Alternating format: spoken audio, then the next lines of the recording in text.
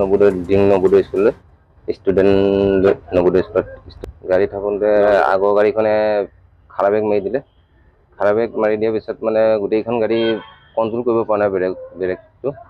ইখনে সিখনক খুন্দা মাৰিছে, সেইখনে ইখনক খুন্দা মাৰিছে। লাষ্টত ময়ে আছিলোঁ। মই বলেনোখনত গৈ পেলাই খুন্দা মাৰিছোঁ।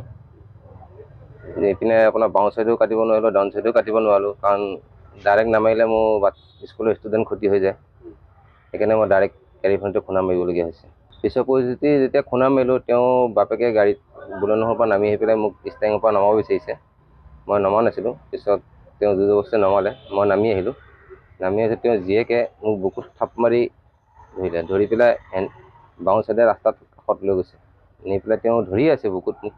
বহুত পাব্লিকে কৈছে যে বুকুৰ পৰা এৰি দিয়ক, ড্ৰাইভাৰজনক বুকুৰ পৰা এৰি দিয়ক। নাই, তাই কোনো পধ্যেই নামানে।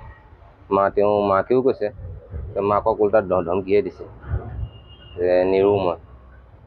তাৰপিছত সাংবাদিক গ'ল, সাংবাদিক যোৱাৰ পিছতো সাংবাদিকেও কৈছে এৰিবলৈ, নাই তেওঁ নেৰে। পিছত পুলিচৰ মানুহ গৈছে, পুলিচৰ মানুহ যোৱাৰ পিছতহে তেওঁ মোক বুকুৰ পৰা এৰিছে। পিছত পুলিচে মোক থানালৈ লৈ আহিছে। তেনেকৈতো ক্ষমা বিচাৰিলে মই নামানো, মোক ডাইৰেক্টলি ক্ষমা বিচাৰিব লাগিব। প্ৰশাসনটো একো গুৰুত্বই দিয়া নাই। আমি যেতিয়া কহৰা থানাত আছিলোঁ, আমাক তেওঁলোককহে গুৰুত্ব দি আছে। আপোনাৰ নামটো? শ্ৰী দীপু শইকীয়া। ছোৱালীজনীয়ে কৈছে যে আপুনি খুন্দা মৰাৰ ফলতহে বাকী 4খন গাড়ী এক্সিডেণ্ট নাই, তাৰ আগতে তেওঁলোকে মাৰিছে। তেওঁলোকে মাৰাৰ পিছতহে মই মাৰিছোঁ।